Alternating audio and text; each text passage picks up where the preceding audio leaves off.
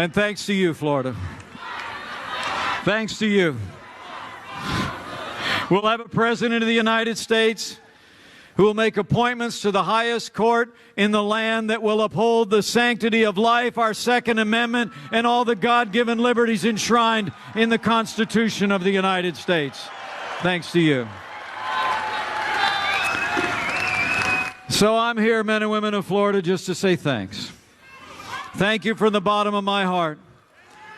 Thank you for giving America a new president whose strength, whose vision, whose leadership will make America great again faster than you could possibly imagine.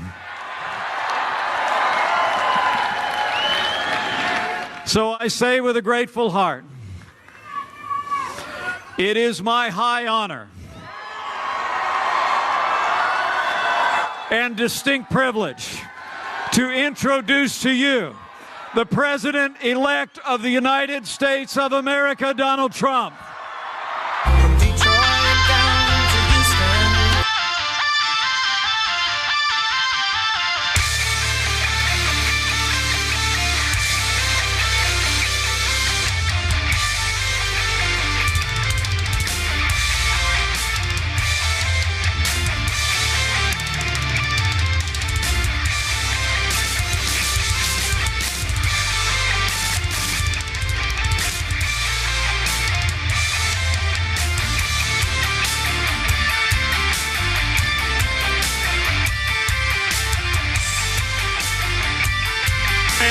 Merry Christmas, everyone. Merry Christmas.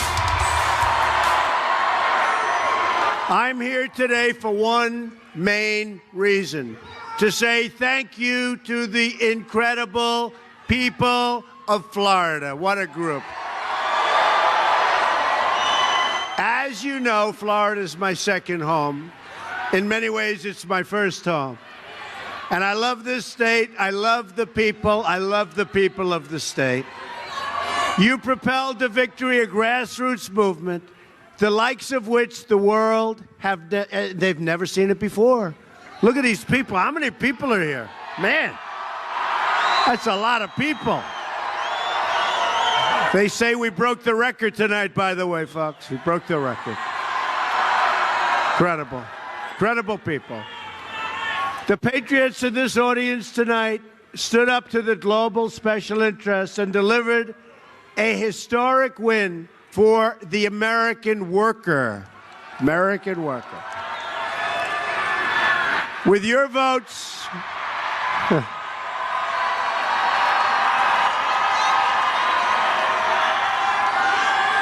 is that friend or foe? Friend or foe? I think it's friend. A loud friend, but a friend, right? With your votes, the great citizens of this country declared to the world that from now on, it's going to be America first. America first. Let me also take a moment to really recognize and thank our terrific Governor, Rick Scott, for being here tonight. And Pam Bondi, who's in the audience someplace. She is an incredible person. So, Pam, thank you. Rick, thank you very much. These are truly amazing people. I also, thank you. I love you too, darling. I even love the guy that said I love you. What can I tell you? And he's a rough-looking dude down there. I also want to give a very special thanks to you, the men and women in the United States military. We're in your debt, and we will never let you down. Now, you know, we did very well with many, many different groups. We did fantastically well with the African American community. We did fantastically well with the Hispanic community. We have a lot of people here tonight from the India community. Hindus, we did great with the Hindus. In fact, where are they? We have a big group. Boy, did we do. There they are. I want to thank you. You folks were amazing. They went out and they voted, and they were fantastic. And we did well with women. Women.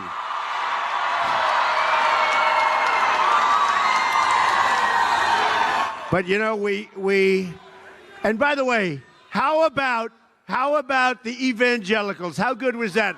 A world record. Evangelical Christians. We set the all-time record in the history of elections in this country, evangelicals. We're going to honor our troops, and it really begins with restoring respect for our great American flag. Is that right? We're going to defend the flag our heroes fought and died for to protect. And I want to tell you, I don't like when I see people burning our flag. I don't like it. I don't like it. I don't like it. And you don't like it. And we're going to try doing something about it, all right? We're going to do something about it. We're also going to rebuild our badly depleted military. We have the greatest people in the world in our military. We are going to rebuild our depleted military, and we're going to finally take care of our great, great veterans. Where are the veterans tonight?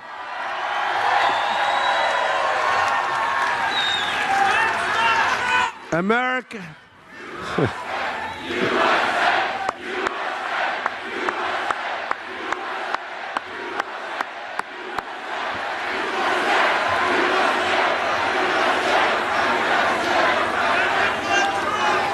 America pursues this vast military power in the hopes that we do not have to use it, but will be prepared if we have to.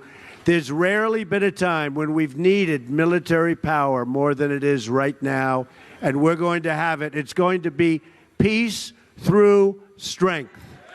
Peace through strength. At the same time, our foreign policy needs a new direction. We've spent $6 trillion in the Middle East, and now it's in worse shape than it's ever been before. Years of horror. And look at what's happening over there right now. $6 trillion, and look what's happened. It's death. It's a horrible thing. We're going to do everything we can. We're going to get it straightened out one way or another. But just think of it, all of that money, all of those lives, and I mean lives on both sides, tremendous lives, tremendous numbers of people, and we have nothing. It's 15 times worse than it was when we started. So we're going to start using our head. We're going to do things right, and we're going to try and patch that up, and we're going to try and help people. We're going to build safe zones. We're not having them come over. We're going to build safe zones in Syria. We're going to build safe zones. And we're going to get the Gulf states to pay for the safe zones. And we're going to try and help people. We're going to try, and we're going to get it done. Meanwhile, at home, our infrastructure is crumbling, our schools are failing, and our workers can't find good-paying jobs. You know that. Oh, we're going to change that so fast, your heads are going to spin. Instead of rebuilding foreign nations, it's time to rebuild our nation, and that's what we're going to do. For too long, we've been moving from one reckless intervention to another, countries that most of you have never even heard of before. It's crazy, and it's going to stop. A Trump administration will focus on the vital national security interests of the United States. And that means crushing ISIS rapidly and defeating radical Islamic terrorism. Importantly, America will also stand with the Cuban people in their long struggle for freedom. And I want to appreciate, I'll tell you what, their support has been unbelievable. Their support has been unbelievable. Thank you. The Cuban people, we know what we have to do, and we'll do it, so don't worry about it. The numbers have been incredible. In fact, they gave me, just prior to the election, the Bay of Pigs Award And let me tell you, that was a great honor for me. So I want to thank the people, the Cuban people. To be a strong nation, we must also be a rich nation, a wealthy nation, and we will be. Whether it's exploring space or curing disease, we want the next generation of innovation and production to happen right here in America and right here in our great state of Florida, right? And you know, speaking of Florida, I don't know if you want to hear this, but should I discuss the one day, a day in the life? Should we do that or not? I always say, should we do it? And everybody wants to do it. You've probably heard it before, but we'll make it Florida-oriented because this was a big, big win. We won easily. We won by a tremendous number of votes. And if you watch television, if you watch these very dishonest people back here, man, is that a lot. Shit.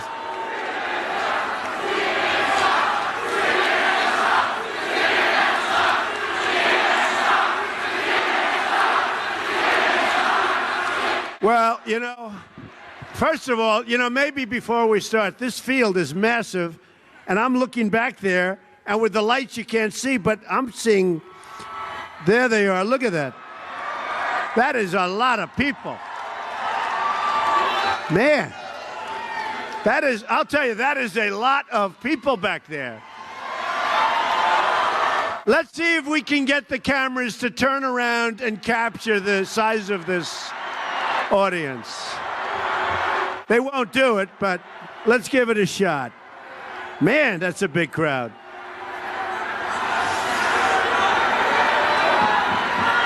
You know what we should have done? We should have had all those thousands of people behind the cameras. We should have had the cameras back and the people forward.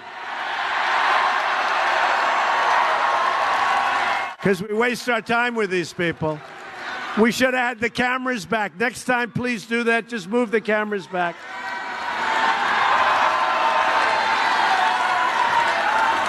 You know, the equipment is so great nowadays that they can microscope it and we can get it nice. They could be all the way in the back and it won't make any difference for television.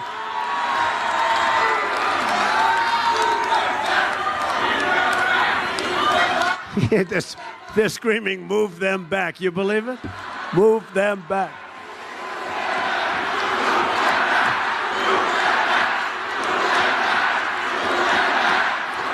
All right, look, you know what? Hey, here's the bottom line. They're very dishonest. They've written very dishonestly about all of us. This is a movement like they've never seen before. And yet, we won, folks. We won, right?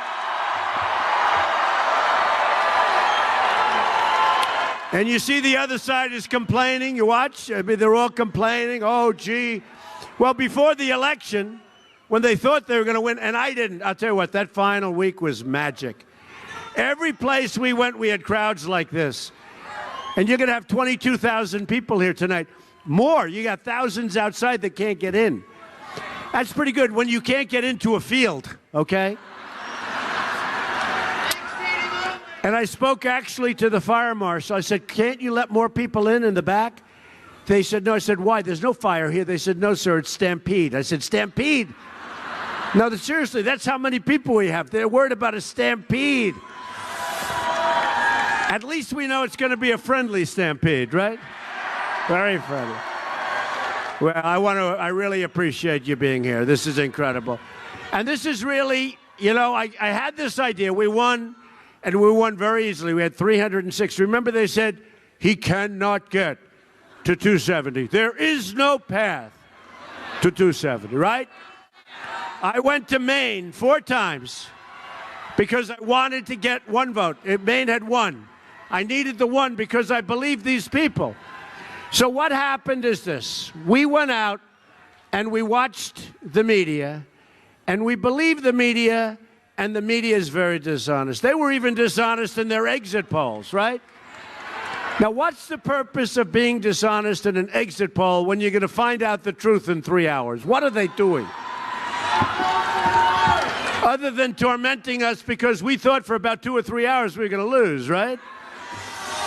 But it started about 3 months before the election when we heard the great state of Texas, which I thought we were doing great in, and Georgia, what a great state, and Utah, and you heard it, Georgia is in play. Now, that means that, like I could lose it. Now, you shouldn't lose it as a Republican. You lose Georgia, you're in big trouble. So they said, Georgia's in play. He's even. He's even in Georgia. I said, man, I thought I was way up. In Texas, Texas is in play. And I said, this is not good. And then we had the exit polls. And my daughter and my son-in-law called me, and they said, Pop, not looking good. Not looking good. And I really thought, I was already preparing in my mind. I was saying, well, if that's the way it is, because they were faulty polls. I mean, they were faulty. But they said, Ivanka. Has anyone ever heard of Ivanka? She said, Dad, I'm telling you, it's, don't worry about it, Dad. It's okay.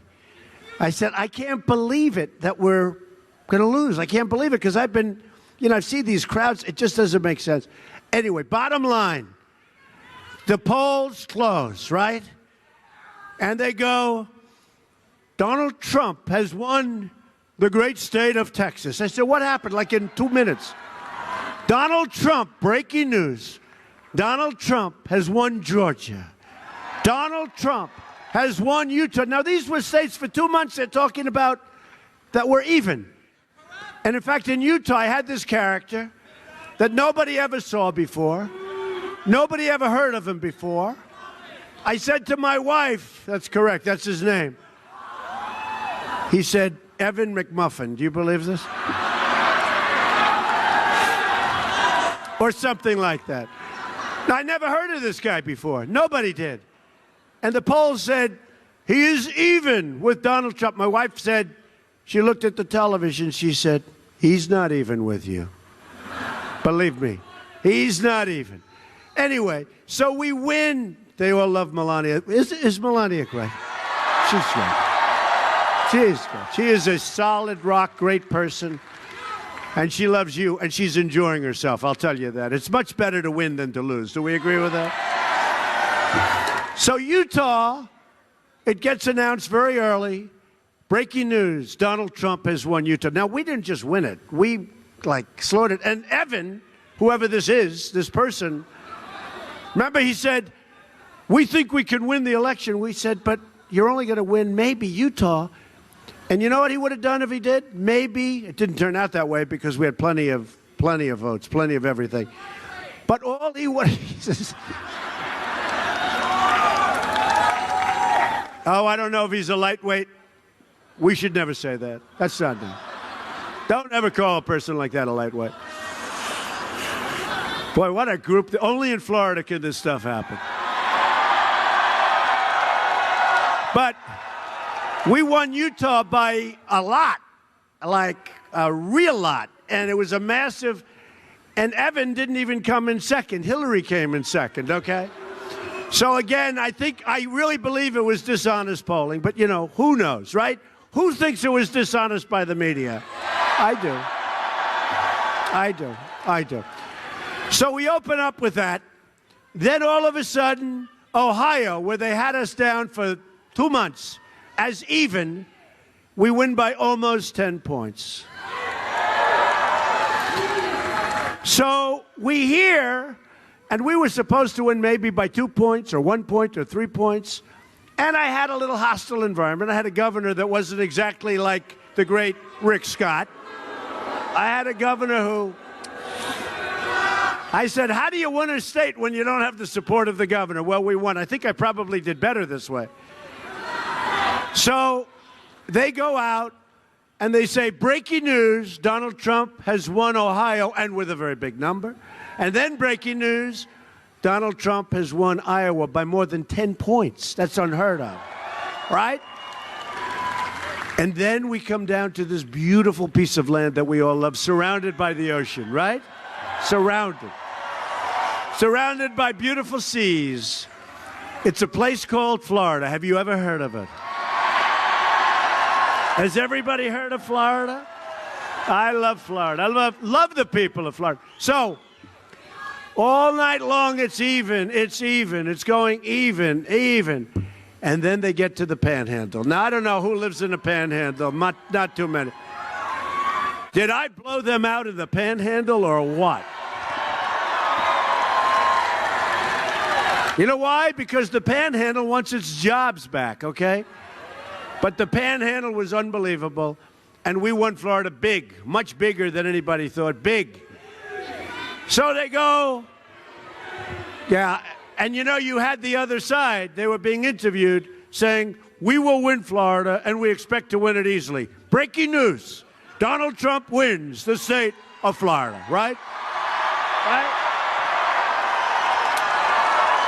And then we win South Carolina. And then we have North Carolina. Now, North Carolina was supposed to be close, very hard for the Republicans to win. A lot of reasons for that, but it's very hard. But we worked hard there and really effective. My children were there and everybody was there. They were working hard. And then it comes out, the Tar Heels, and then it comes out very strongly that Trump is looking good in North Carolina.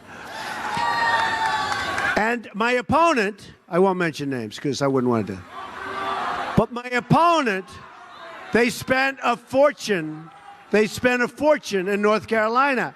And their people got on television. Jeez.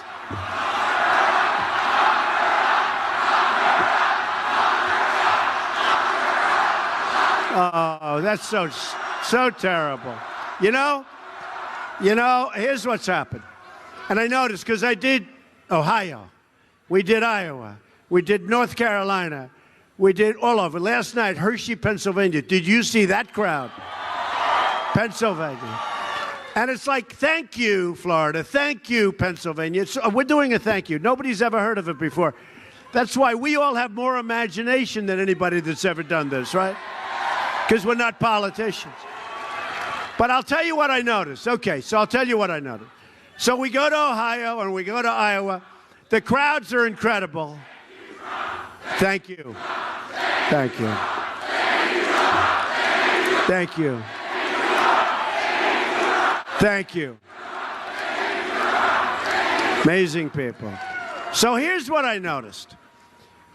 4 weeks ago, just prior to, and always prior to, you people were vicious, violent, screaming, where's the wall? We want the wall. Screaming, prison, prison, lock her up. I mean, you are going crazy. I mean, you were nasty and mean and vicious, and you wanted to win, right? Now, same crowds. That's right, deplorables. Whatever happened to the deplorables, right? They're not so deplorable. They're not so deplorable anymore. In fact, the other side's trying to figure out, well, in 4 years, how do we get some of these deplorables to our side, right? But now, it's much different. Now you're laid back, you're cool, you're mellow, right? You're basking in the glory of victory. And we're already getting to work. You see what we did with Carrier? We're saving a lot of jobs. And many, many places. We got a lot of things going on, but we're going to do the big picture, but we sort of have to wait till we get in office. Don't you agree? You know, just I'm having a hard time waiting. I just make phone calls. Listen, you can't move. But now you're mellow and you're cool and you're not nearly as vicious or violent, right? Because we won, right? And now you're sort of laying back. Although it doesn't exactly sound like a totally laid-back crowd, but that's okay. So the other side goes out, and they say, Trump cannot win North Carolina. That's our firewall. Remember on television, this is our firewall. Ladies and gentlemen, we have breaking news. Donald Trump has won the state of North Carolina. Unbelievable. And then you look at Pennsylvania. Now, Pennsylvania was always the state, they say, the bride that got away. Every Republican for 38 years, but every Republican, they left And before the election, everybody thought, every single Republican, you're going to win Pennsylvania, right? You know that. It didn't work out that way at all. Never worked out that way. And we were campaigning in Pennsylvania. We were getting the biggest crowds they've ever had, they've ever seen by far. And I kept saying, we're going to win the state. But then I'd remember the statement, I'd hear it over and over, that Republicans don't win it. They think they're going to win it, and they don't win it. And they wouldn't announce these crooked people back here. They wouldn't. No. They wouldn't announce it. Well, first of all, they were in a state of panic. They were in a state, because now we win Florida, and they were worried because we won Ohio by so much more than we were anticipated to win, and we won Iowa so big, and we won Florida so much bigger than we thought. And by the way, just to go back a few months, how good did we do in Florida in the primary, right? How good was that? Oh, that was good. But I don't talk about that anymore. We don't talk about it. So now they're getting nervous on television. And you see these anchors, and they're like sweating and crying and throwing up all over the place. And, you know, a couple of them with the chart. Nice guy, John King. He's very good with the chart, but now his hand is getting like a little... Because, you know, all those months he's saying there is no path to 270 for Donald Trump. There is no path. So now what happens? We're leading Pennsylvania. 306 is right. We're leading Pennsylvania by a lot. And we have 1%. It's at 99%. And it was there for hours. I said, why don't they? In fact, I consider it a win because the 1% was not nearly enough votes to win because we were leading by a lot. So what happened? They couldn't take it. But instead of announcing it like at 11 o'clock, they waited till like 3 o'clock in the morning, right? Now, I think they did that for commercials, if you want to know the truth, because the audience was massive. But a couple of things happened that were a little bit surprising. We have breaking news. Ladies and gentlemen, Donald Trump, and now the guy's getting sick. He's ready to throw up all over. Donald Trump, and this came out, and these people are incredible. I thought we were going to do well there. Donald Trump has won the state of Wisconsin. Now they're saying, where did that come from? Where did it come from? And then right after that, ladies and gentlemen, Donald Trump has won the state of Michigan. Michigan. Hasn't been won in like 38 years, right? And now the gentleman is with the map, which is just bloody. It's red. It's so red, so beautiful. Remember the map when they showed it? There was a lot of blue. That blue got knocked to hell, I'll tell you that. Got knocked to hell. Oh, that was pouring red. And you know, they said you cannot break the blue wall up by Canada, right? You cannot break the blue wall. I've been hearing this for months, and I said, oh, how are we ever going to break the blue wall? Because we used to believe guys like Walter Cronkite, right? But we don't have Walter Cronkite anymore. This is a different world. So we're listening to these people. They're dishonest as hell. And what happens is they're telling me for months, all of us, they're telling all of us, you cannot break the blue wall. So what happens is we, not only did we break it, we shattered the hell out of it, right? So now we win Wisconsin, and now what happens? We win Wisconsin, we win Michigan, and I knew we were going to win Michigan because I've been talking about cars being ripped out of Michigan, where they make the cars, the plants, and going to Mexico. I've been talking about it for 5 or 6 years. I got the Man of the Year award 4 years ago in Michigan. All I talked about is you can't let your factories go. You're letting your factories go. And they said that wasn't the reason for the Man of the Year. I said, I don't care. You can't do this. And they remembered all of this. You know, they remembered. We won Michigan. So now what happens is he's up with the red. And he's going, oh, and his hand starts to shake. Did you know? And he's gasping for breath. Oh, he can't breathe. He's choking like a dog, right? Oh. And for months he's been saying, I had no path to victory. And you know, the bad news is a lot of people probably believed him and they didn't go out to vote. It's called suppressing the vote. Suppressing the vote. That's what it's called. You love Donald Trump, but you figure, look, Alice, I'm not going to go out. Darling, he can't win because I believe these people when they say he has no path to victory. Man, did we have a path to victory. So he puts down red for Wisconsin. He puts down red for Michigan. Now I don't even need the rest of the states, right? In fact, they took all the glamour and all the glory away from Pennsylvania. They should have called it hours earlier. And he goes, I'll never forget, ladies and gentlemen, as he's going, ladies and gentlemen, there is no path to victory for Hillary Clinton. There is no path.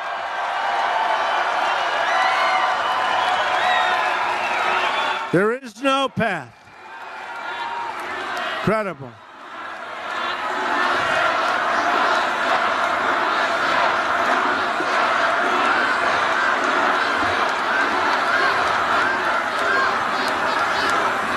And then he said, Donald Trump is the next president of the United States.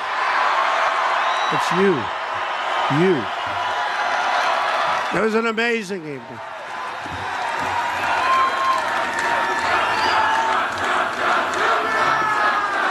Thank you. Thank you. And congratulations to you. And you know, they never gave Pennsylvania that glamour of victory. They should have, because those people were so incredible. I was with them last night. I said, they took it away from you, folks.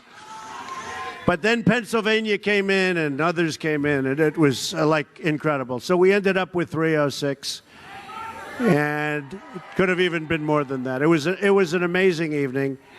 And they say the most historic ever. They say the most historic ever. But you know what's more important now? That we all together, but we all together do a great job. That's what's next, okay? That's what's next. We're going to do a great job. For years, the jobs and wealth have been ripped out of our country. Foreign powers have gotten rich, bleeding America dry. But that's all about to end, folks. Believe me, it's going to end rapidly. The American worker is finally going to have a champion in the White House, and it's going to be a champion for you. Our economic agenda can be summed up in 3 very beautiful words: jobs, jobs, jobs. That's why we're going to lower our business tax rate from 35% down to 15%, and you watch what happens. We're going to bring it from the highest in the world to one of the lower rates in the world. Maybe someday we'll get it down to the lowest. And you watch what's going to happen. It's also why we're going to eliminate job-killing regulations, a disaster. And we're going to lift the restrictions on the production of American energy, including shale, oil, natural gas, and clean coal. Another critical element of our jobs plan is a historic $1 trillion investment in our very bad and crumbling infrastructure. It's time, folks. It's time. Our bridges are deficient. Our roads are in disrepair. Our airports are like third world countries. Our schools are a disaster. We are going to fix our country. It's time. We have no choice. It's time. I'm asking Congress to support the construction of new roads and bridges, airports, tunnels, and railways across this nation. And we're going to put people back to work in the process. Believe me, it's going to be our people. It's time to help get Americans off of welfare and back into the labor market, rebuilding this country with American hands by American workers. American workers. My administration will follow 2 simple rules: buy American and hire American. At the center of this agenda is fixing our absolutely terrible trade deals. They are so bad. I have studied them. You know, I'm one of these people, I like reading trade deals. Can you believe this? But that's what you want. You don't want to read them. They are so bad. I can tell you, how bad are they? He says, how bad are they? Like, really bad. But we're going to make them really good. And we have the great people to do it. You know, the media was saying, the people that are negotiating your trade deals are very rich. I said, but isn't that what we want? And they said, why is it that the people protecting our border are generals? Because that's what we want. We want generals. We want generals. I don't need an MBA at the border, and I don't need a general negotiating our trade deal, right? When you think of it. No, we have General Kelly. You know General Kelly. He's going to be watching over our borders. He's amazing, incredible. And as you know, we have General Mad Dog Mattis, Secretary of Defense. We're not playing games, folks. We're not playing games. No more games. Do we agree? No more games. We've been playing games for 20 years, for longer than that. No more games. That's right. Look at him. Drain the swamp. That's right.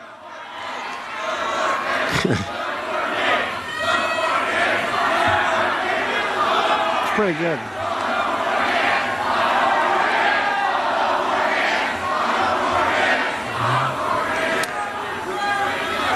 And we're going to have strong borders, folks. And we're going to make great trade deals. And you're going to be proud of your country again. You watch.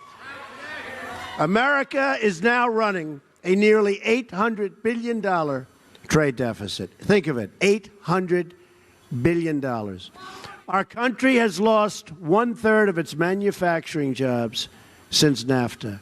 We've lost 70,000 factories since China opened and joined the World Trade Organization. 70,000 factories we've lost. Can you believe it? It's hard to believe. I thought it was a typo. It's the greatest jobs theft in the history of the world, but we're going to get them back. But we're going to turn it all around, and we're going to turn it around fast, faster than you think. We are not going to be taken advantage of by other countries anymore. Right?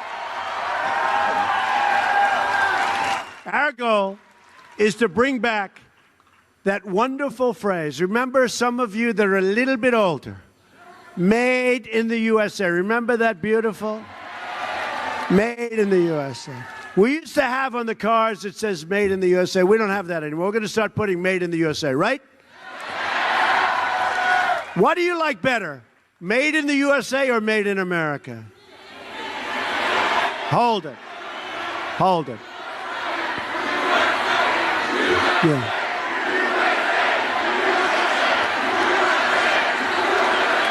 So ready?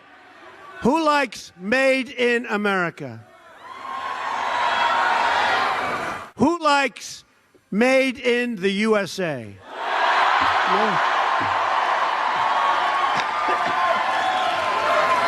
I think so. Okay, wait. So I have one more because, you know, this is like doing a free poll.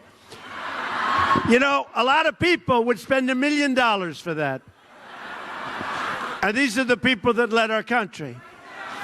They would go out and they would do a poll. It would cost $1 million. They might not be as accurate as what but here's another one. So Time Magazine and the Financial Times, big deal, just gave me Person of the Year. Person. Okay. They should give it to you because this is a movement, folks. This isn't me. Although I have been a very good messenger. Do we agree? But they gave me. So are you ready? So in the past, it was called Man of the Year.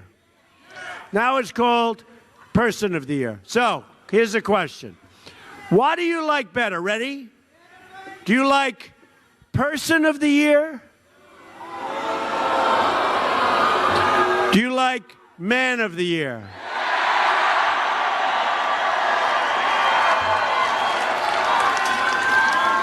And that's the women, too.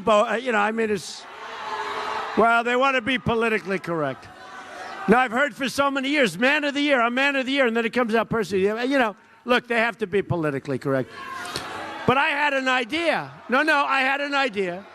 If it's, no, because they say, what do you do if it's a woman, right? So you go, if it's a man, you go man of the year, Trump. If it's a woman, like this incredible woman down here, if it's a woman, maybe you go woman of the year or person of the year, right? It's a big deal, right? Should we speak to the people at Time Magazine, say we want it again next year, but we want maybe man of the year next year, okay? So, no, it's a great honor. It's great to be, and you know, we have to justify it. We will withdraw from the Trans-Pacific Partnership. We're going to totally renegotiate the worst trade deal ever made anywhere in the world at any time, NAFTA. We're going to stand up to foreign cheating and fight for every last American job. And if a company wants to fire their workers and leave Florida for another country and then ship their products back, there will be consequences. Not going to happen anymore. They fire their workers, they close their plant, they move their factory to Mexico or someplace else. They sell the product back in with no tax into our country. So we end up with unemployment and loss. They end up with everything, right? Everything. It's a one-way street, not going to happen anymore. From now on, we'll inform them that they are going to pay a 35% tax if they'd like to leave. Okay? 35%. Or something substantial. And you know what's going to happen? They're not going to leave. It's very simple. Now, why didn't the politicians do this 15, 20 years ago? Why didn't they do it? For two reasons. Two reasons. You know what the two reasons? Either they're stupid or they get paid off by campaign contributions. That's all. Very simple. But to be a rich nation, we must also be a safe nation. The murder rate has experienced its largest increase in the United States in 45 years. The press doesn't tell you that. The murder rate in Orlando doubled last year. We are going to support the incredible men and women of law enforcement. And we are going to bring this terrible crime wave to a rapid end.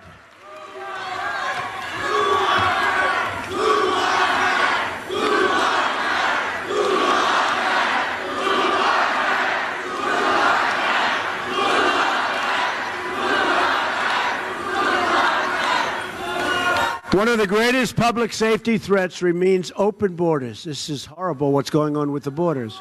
And the drugs pouring into our country and poisoning our youth and other people. Poisoning our youth, pouring in, like water pours in. I have a message for the drug dealers, the gang members, and the criminal cartels terrorizing our cities, our locations, our citizens. Your days are numbered. We're getting you out, and we're getting you out fast. We will build a great wall, and we will stop illegal immigration for once and for all.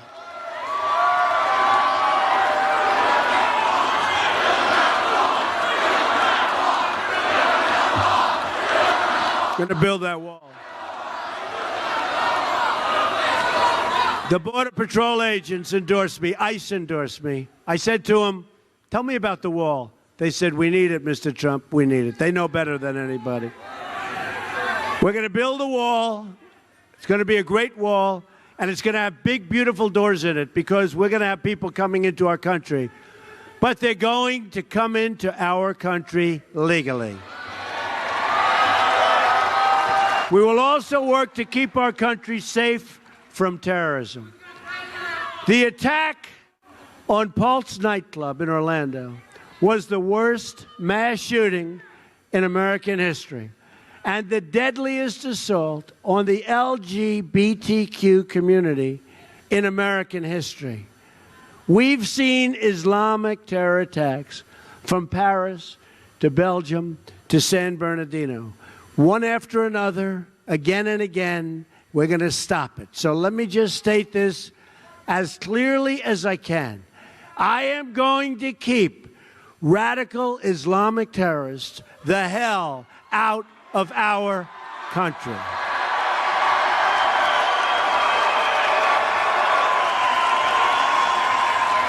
That includes suspending immigration from regions where it cannot be safely processed or vetted.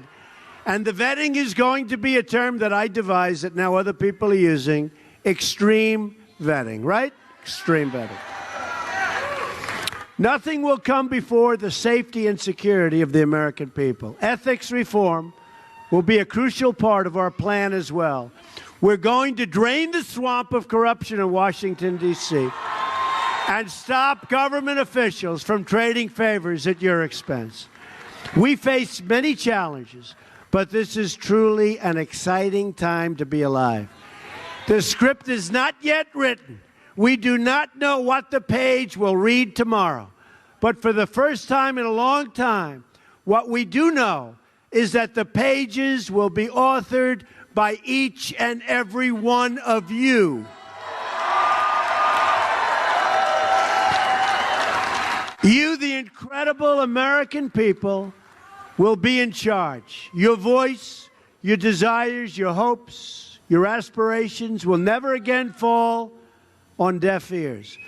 The forgotten men and women, by the way, they're not so forgotten anymore, are they?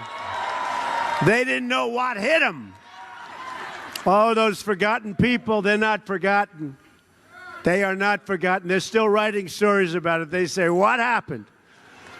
They came out to vote big league, didn't they? And these are great people. These are smart people. These are hard-working people. These are people that sometimes haven't voted in a long time. But you know what? They saw, they heard, they wanted what we're all doing, and we're doing it together.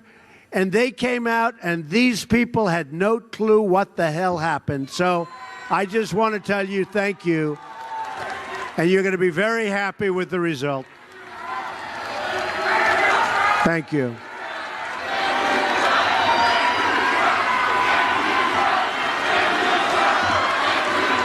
You're going to be very happy. Together, we will raise incomes and bring jobs and wealth and opportunity to our poorest communities. We will repeal the disaster known as Obamacare and create new health care, all sorts of reforms that work for you and your family. And we are going to be doing it properly.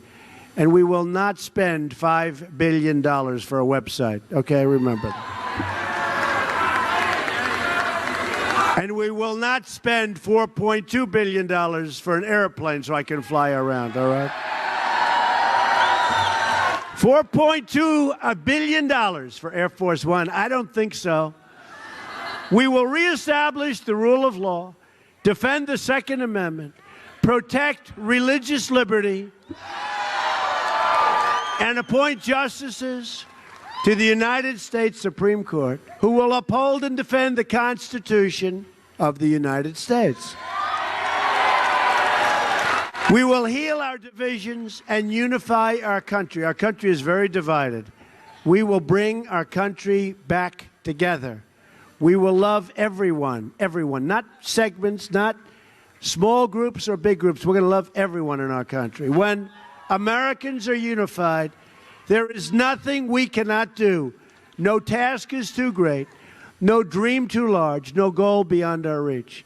My message tonight is for all Americans, from all parties, all beliefs, all races, all walks of life. Whether you are African American, Hispanic American, Asian American, whatever the hell you might be, okay? We are all Americans. And we are all united by one shared destiny. So I'm asking everyone to join this incredible movement. I'm asking you to dream big again, Dream bold, big and bold. I love that. Dream big and bold and daring. For your families, for yourself, for your country. Big and bold and daring. I'm asking you to believe in yourself, and I'm asking you to believe once again in America. And if we do that, then all together, we will make America strong again. We will make America wealthy again. We will make America safe again. And we will make America great again. Thank you very much, Florida. Thank you, Florida. God bless you. Merry Christmas. God bless you. Thank you very much. Incredible support. Thank you.